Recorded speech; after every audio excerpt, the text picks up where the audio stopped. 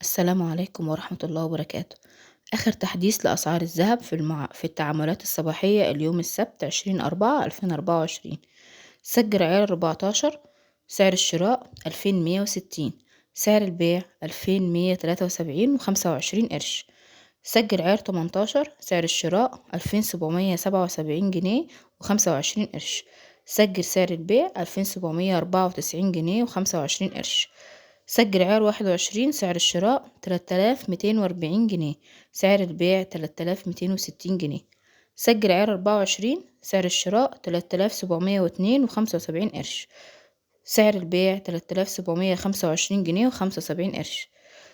سجل عيار 22 سعر الشراء 3394 جنيه و25 قرش، سعر البيع 3415.25 قرش.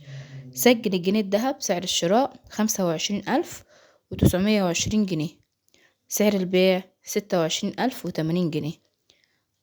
بتمنى دعمكم لينا بلايك وشير واشتراك في القناة. شكرا ليكم.